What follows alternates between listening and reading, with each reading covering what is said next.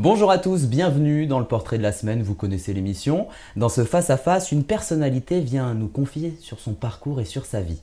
Aujourd'hui, nous recevons une invitée bien connue des Français. Bonjour Roselyne Bachelot. Bonjour. Comment allez-vous? Je vais très bien. Vous êtes bien installée dans ce fauteuil Très bien blanc installé, ce fauteuil blanc. J'ai un petit coussin rouge derrière le dos. qui ne se voit pas, là. Qui se voit pas, mais qui, On l'imagine. à défaut de le voir, je le sens. Alors on va tourner ensemble la première page de ce livre consacré à votre histoire. Vous êtes née à Nevers, dans la Nièvre. Vous êtes la fille de Jean Narquin, député gaulliste, et d'Yvette Ledu.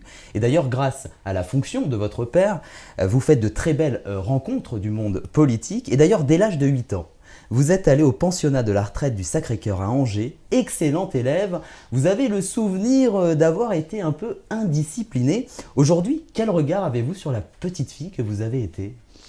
La petite fille que j'ai été a eu une chance extraordinaire. D'abord, la chance de vivre avec deux parents qui étaient des héros, deux grands résistants. Et c'est vrai que ça vous oblige quand vous vivez avec des gens de cette qualité. Mes grands-parents étaient résistants de chaque côté. Ma grand-mère, chef syndicaliste, qui milite pour l'égalité des salaires entre les hommes et les femmes dans son usine où elle fabrique des obus. Ma grand-mère paternelle, elle, militante contre la peine de mort. Je ne sais pas si vous représentez ce que c'est que de militer contre la peine de mort au début du XXe siècle dans un milieu rural, le courage qu'il faut. Et ces gens-là, ils m'ont tout donné, oui. Et ils m'ont donné l'occasion aussi de faire des rencontres exceptionnelles parce que c'était eux-mêmes des gens exceptionnels. Et d'ailleurs, comme votre maman, vous étiez une amoureuse, vous êtes toujours une amoureuse de lecture, mais c'est vrai que certains ouvrages vous ont particulièrement marqué, comme le Général d'Ourakine, un roman de la comtesse de Ségur, on a le Club des Cinq, mais un livre aussi vous a particulièrement marqué, c'est Le Mouron Rouge, Roselyne Bachelot. C'est une série, pour l'expliquer à nos téléspectateurs qui ne connaissent pas, c'est une série de 9 romans anglais, écrite d'ailleurs dans la première partie du XXe siècle par la baronne Hoxie. C'est vrai d'une certaine manière, ces lectures ont participé aussi à la construction de la femme que vous êtes aujourd'hui. Ah oui, ma mère m'a fait ce cadeau magnifique, c'était pour l'anniversaire, je crois, de mes 9 ans. Je suis né le jour de Noël, hein. On ne dépensait pas beaucoup de cadeaux, mais elle m'a offert ces 9 tomes du Mouron Rouge, Scarlett Pimpernel. Cette baronne Hoxie a écrit en anglais ce rôle de cet aristocrate, ce personnage d'aristocrate anglais qui sauve des gens de la guillotine. Et il y a même eu un 10e livre qui a été écrit par un Français qui s'appelle L'Avocat et qui a situé l'héritier du Mouron Rouge dans la Résistance et qui est en fait le 10e volume qui s'ajoute à cette collection. Et c'est vrai, est-il ici, serait-il là? Les Français tremblent dès qu'il bouge, c'est bien lui, l'invincible Mouron Rouge. Alors je me suis dit, c'est formidable, c'était mon idole. Ça vous a accompagné. Voilà. Notamment... Et moi, la républicaine, j'avais pour idole un aristocrate anglais. Oui, c'est encore une incohérence ou un paradoxe. Vous suivez des études de pharmacie, que vous interrompez d'ailleurs quand vous vous mariez, mais vous les reprenez quelques temps plus tard, 10 ans, hein, c'est ça, vous les reprenez 10 ans plus tard. Aujourd'hui, sur un plan personnel, ce métier de pharmacienne que vous avez pratiqué, quel regard vous avez sur cette... C'est mon métier, c'est ma profession. Vous savez, la vie politique, c'est une fonction, c'est pas un métier. Et d'ailleurs, chaque fois que j'étais en élection, j'ai été réélu 5 fois député de Maine-et-Loire, je m'étais battu. Mais je me disais, si j'étais battu, qu'est-ce que je ferais? Et je me disais, je suis docteur en pharmacie, je suis vraiment quelqu'un de la société civile. Moi, je n'ai pas été assistante parlementaire à 20 ans, faisant toute ma carrière dans la politique. J'ai été docteur en pharmacie, j'ai exercé le métier de pharmacienne et je suis rentrée en politique. J'ai été élu pour la première fois, j'avais 36 ans. Donc, je suis quelqu'un de cette société civile et vous avez rappelé que j'ai été salarié d'une entreprise, alors vraiment tout à fait au bas de l'échelle pendant des années pour payer les études de mon mari. Donc, moi, je suis quelqu'un de la société civile et j'y tiens et je dis toujours, mon métier, c'est pas la politique, c'est la pharmacie. C'est vrai qu'en parallèle à ces études, la politique vous anime déjà. Alors que vous terminez vos études, en dernière année, pour passer votre doctorat, vous êtes élu au Conseil général au début des années 80. Au départ, c'est vrai que votre papa, député RPR de la première circonscription de Maine-et-Loire, vous conseille de vous présenter dans un des territoires un peu compliqués, Roselyne Bachelot, à obtenir, mais vous gagnez avec 56% des voix. Ah, c'était, oui, quand j'ai voulu faire de la politique, mon père m'a dit, tu sais, on te reprochera toujours d'être ma fille, on dira que tu as quelque chose de grâce et de faveur, donc si tu veux faire de la politique, d'accord, mais il faut que tu te présentes dans un truc complètement pourri. Et c'est vrai que François Mitterrand venait d'être élu président de la République, il avait fait 56% dans ce secteur qui était à gauche, dans lequel d'ailleurs il y avait un conseiller général socialiste, personnalité formidable, d'ailleurs un grand résistant, très estimé, la personnalité qu'on estimait tout à fait indéboulonnable. Et c'est d'ailleurs pour ça que j'ai eu l'investiture, parce que sinon on ne me l'aurait jamais donné. Il fallait quelqu'un pour porter le drapeau sur un secteur qu'on estimait perdu pour nos couleurs. Donc j'ai eu l'investiture, et alors là, dans ce gros secteur qui faisait 35 000 personnes, c'est un très gros canton, j'ai fait ce qu'il y avait à faire, et j'ai renversé la donne, ce qui m'a valu, quand je suis arrivé le soir de ma victoire à la préfecture, ça je ne l'oublierai jamais, le chef de l'UDF de l'époque m'a dit, si on avait su que c'était possible, on aurait envoyé un homme. Incroyable. Incroyable, voilà. Ce genre de réflexion. J'ai vécu ça toute ma vie, ce machisme parfois violent, parfois paternaliste. Ça a conditionné aussi un certain nombre de mes combats. En 1988, vous décidez de vous présenter comme député, au même endroit d'ailleurs où votre papa était élu, car il souhaitait arrêter la politique. Alors il y a une anecdote assez marrante, enfin assez marrante. Mais ça montre aussi le parcours que vous avez établi. À ce moment-là, Jacques Chirac, alors Premier ministre, promet à ses ministres des circonscriptions gagnables.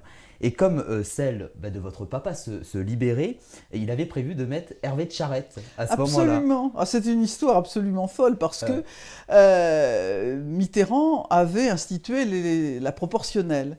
Donc il y avait effectivement des garçons, enfin des ministres qui avaient été élus députés en 86 à la proportionnelle, et ils avaient pu être élus sur des secteurs où théoriquement il n'y avait pas de députés de droite. Et en particulier, Hervé de Charette avait été élu dans la Nièvre, fief de Mitterrand, où au scrutin majoritaire à 2 tours, il n'y a que des députés de gauche, classiquement. Donc Hervé de Charette savait très bien que le retour au scrutin majoritaire, voulu par Jacques Chirac, allait le priver d'un lieu d'élection. Et à Contrexéville, Chirac avait fait une sorte de serment qu'on appelle le serment de Contrexéville, et il avait dit à ses troupes et à ses ministres, vous aurez une circonscription gagnable. Et quand mon père a dit, il est temps que je lâche, et évidemment, Roselyne, c'est pas parce qu'elle est ma fille, mais c'est parce qu'elle a gagné de haute lutte un canton important, elle est vice-présidente du conseil régional, elle a mené la liste au conseil régional, c'est la meilleure, elle va être mon successeur, elle va avoir l'investiture. Et les types lui ont dit, ben non, il n'en est pas question. Alors, à ce moment-là, mon père a dit, bah écoutez, je reste candidat.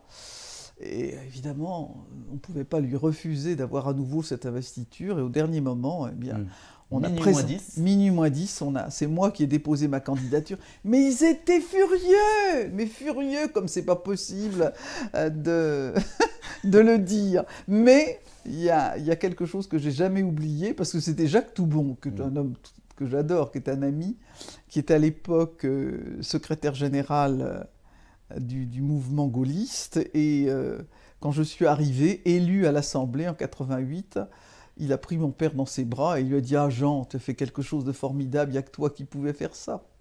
Et c'est vrai que par la suite, vous êtes réélu plusieurs fois comme député. Jusqu'en 2012. Exactement. J'ai décidé d'arrêter. Notamment à plusieurs travaux parlementaires, alors, entre autres sur les questions de santé ou encore de handicap. Mais le grand public vous découvre dans un très beau discours à l'Assemblée nationale. Nous sommes en 1998, c'était en faveur du Pacs. Et d'ailleurs, cette séquence vidéo, ce petit extrait, je vous propose tout de suite, Roselyne Bachelot, de le revoir. Je réponds à la question. Le pacte de solidarité a-t-il pour origine une revendication portée par des associations homosexuelles? Eh bien oui, bien sûr. Mais qui mieux que des homosexuels pouvait, à partir de leur expérience de solitude, de rejet, de mépris, faire le diagnostic des difficultés qui rongent notre société? Il et elle ne veulent ni le dégoût des saintes Nitouches, ni la commisération des dames patronesses. Cela a été l'honneur de ces associations de faire des préconisations qui refusaient les solutions communautaristes, forcément stigmatisantes, pour bâtir un projet où chacun et chacune d'entre nous pourra se retrouver, lui, ses enfants, ses parents, à un moment ou à l'autre de sa vie, car finalement nous ne reconnaissons ici qu'une communauté, la République.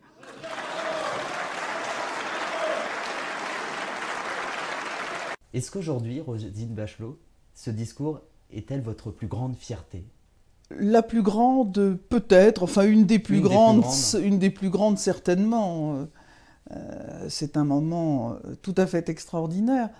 Et ceux qui l'ont vécu m'ont dit qu'ils avaient vécu, en spectateur, bien sûr pas en acteur, à des plus beaux moments de leur vie parlementaire.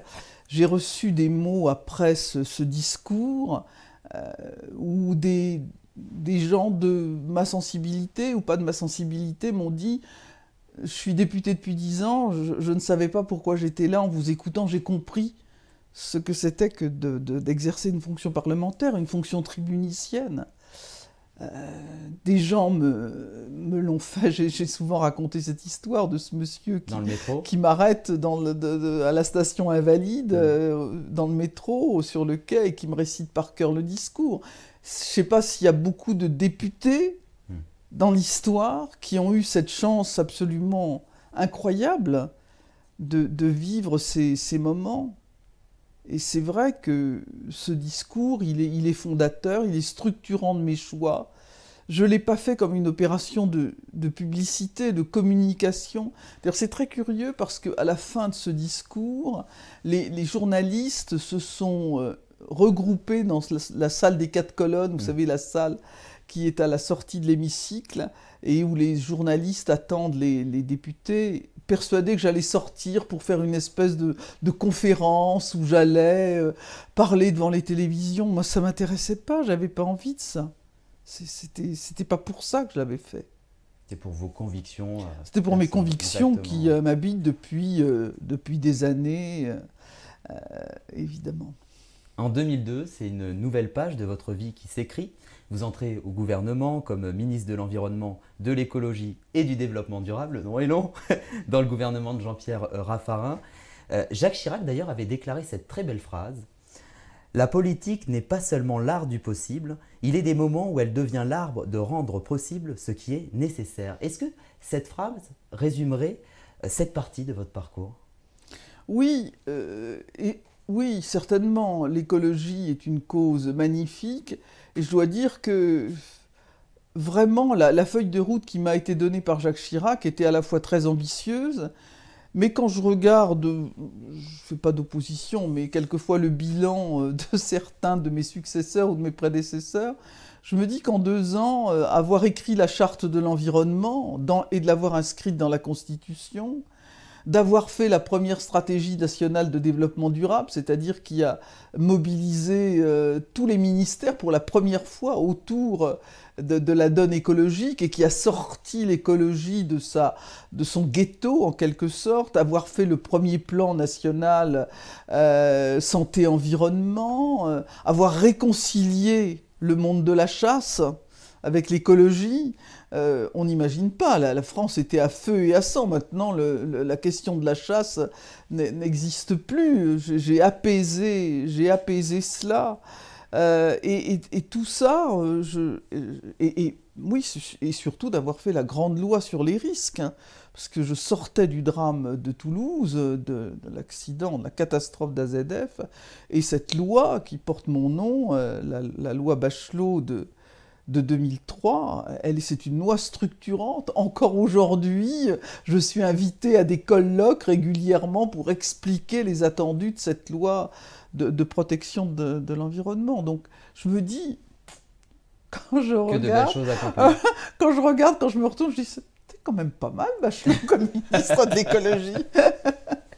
En mai 2007, après l'élection de Nicolas Sarkozy comme président de la République, vous êtes nommé comme ministre de la Santé, de la Jeunesse et des Sports, puis 3 ans plus tard, ministre des Solidarités et de la Cohésion sociale. Puis vous décidez aussi après de tourner la page de la vie politique. Aujourd'hui, avec du recul, qu'est-ce que vous retiendrez le plus de votre engagement ? Je retiendrai le plus de cet engagement, c'est sa cohérence à travers toutes les périodes de ma vie.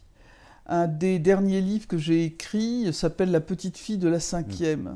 Vous racontez différents souvenirs. Voilà, et je me dis que j'ai eu beaucoup de chance de traverser en actrice cette histoire de notre pays et de l'avoir fait dès mon plus jeune âge, grâce à mes parents. Et finalement, ce que je retiens, c'est que je n'ai jamais trahi mes engagements. Je n'ai jamais à aucun moment cédé devant des pressions, Dieu sait s'il y en a eu. D'ailleurs, pas tellement au moment du Pacs, parce que Philippe Séguin et Jean-Louis Debré, qui étaient l'un président du RPR et l'autre président du groupe des parlementaires, ont respecté ce choix. Mais quand j'ai défendu la loi qu'on appelle la loi tabac-alcool contre mon groupe, là, j'ai eu des pressions absolument incroyables, ou la loi sur la parité, et je n'ai jamais cédé, jamais. Aujourd'hui, c'est vers le monde de la télévision que vous vous êtes tourné. Alors au départ, vous étiez dans l'émission Le Grand 8 sur D8. Quel bonheur! Devenu C8 aujourd'hui. Un programme qui était présenté par Laurence Ferrari. Vous étiez aussi aux côtés d'Absa Toussi, Elisabeth Botz, Aïda Taouri et Audrey Pulvar, que nous avons d'ailleurs reçu il y a quelques semaines. Et que je salue toutes ces filles très amicalement. Dans ce fauteuil. Et avant de démarrer, d'ailleurs, la chaîne avait fait un petit making-of pour présenter un petit peu toute cette préparation. C'est la deuxième vidéo que je vais vous montrer tout de suite. Quel joli souvenir. On a le droit d'être une artiste et d'avoir des convictions religieuses, Elisabeth. Mais pas de les mettre en avant comme ça. Ça s'est jamais fait dans notre pays, 5 filles qui font un magazine d'actualité. On n'est pas là pour être des petites filles bien gentilles, bien mignonnes, bien disciplinées. Le sourire, s'il vous plaît. Oh, quel bonheur de les revoir toutes. Ensemble. On a gardé des liens très forts. Je suis allé il y a une quinzaine de jours à une exposition de Aïda à Touiri qui a fait des superbes photos dans ses voyages avec Laurence. On déjeune la semaine prochaine. Voilà, c'est tout à fait formidable. Quel serait le souvenir le plus drôle à nous raconter de ces années d'antenne ? Il y en a eu plein. Il y en a tellement. Qui a pu. Oh non, j'ai pas de souvenir qui me revient. Là, les souvenirs qui me reviennent, c'est sur des personnalités exceptionnelles qu'on a reçues.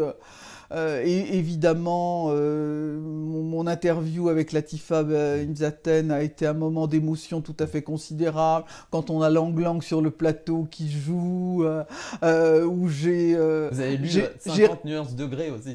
Voilà, j'ai rappé avec La Fouine, j'ai chanté avec Stromae, j'ai chanté avec Cécilia Bartoli. La télévision m'a apporté toute une série de souvenirs tellement exceptionnels. Et je dois dire que les gens ont bien compris ce qui nous liait dans l'équipe. Parce que vous savez, les amitiés de plateau, on a l'impression que quelquefois, quand on quitte ce plateau, en fait, c'est bourré de jalousie, de concurrence. Et là, les gens ont tout à fait compris. Je crois que la vérité de notre relation, l'authenticité de notre relation transparaissait à travers la caméra. Et ça, c'est très important. L'écriture a aussi une place importante dans votre vie, Roselyne Bachelot. Vous avez sorti de nombreux ouvrages. Alors, j'en cite les plus récents. Il y a eu Verdi amoureux en 2013, La petite fille de la 5e République, on vient d'en parler. C'est aux éditions Flammarion, d'ailleurs, si vous souhaitez lire ce très bel ouvrage. Mais dernièrement, en septembre 2016, vous avez sorti aussi un nouveau livre qui s'appelle « Bien dans mon âge ». C'est un guide pratique pour passer ce fameux cap des 60 ans. Pourquoi était-il important d'écrire ce livre, ce dernier livre, pour vous ? Le déclenchement, ça a été quand j'ai fait justement cette carrière télévisée dont vous parlez, qui se poursuit d'ailleurs à la radio, à RMC. Les gens m'ont dit « tu as l'air de bien t'amuser ». Et quelquefois, c'était une constatation affectueuse, mais aussi avec un brin de reproche. Comment, à ton âge, tu t'amuses encore? Et donc, j'ai voulu dire, ben non, déculpabiliser. Et puis aussi, alors de façon plus sérieuse et plus profonde, je suis persuadée que nous vivons une révolution de l'âge. Et que cet extraordinaire allongement de l'espérance de vie doit être utile. Et que les personnes qui ont arrêté une activité professionnelle peuvent être utiles dans la société tout en prenant du plaisir à la vie.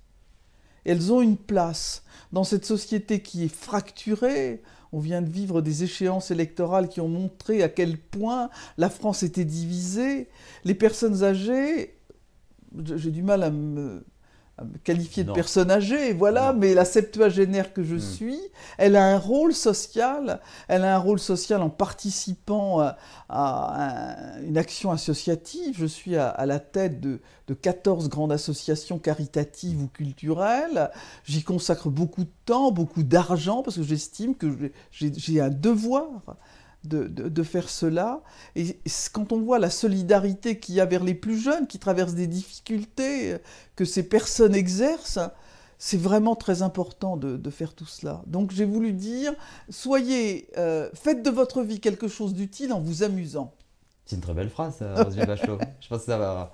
C'est vrai que c'est essentiel. C'est essentiel. Aujourd'hui, c'est à la radio qu'on vous retrouve, Roselyne Bachelot, dans 100% Bachelot, sur RMC. Le principe, alors on se saisit d'un sujet d'actualité, on donne aussi la parole aux auditeurs, parce que l'auditeur a... Ah, c'est l'ADN des RMC, c'est ça. Les journalistes sont nos auditeurs, et ils ne nous épargnent pas. Et surtout, vous apportez les solutions à ce sujet, hein, vous essayez d'y répondre. Le monde de la radio, est-ce un monde qui vous attire depuis longtemps ?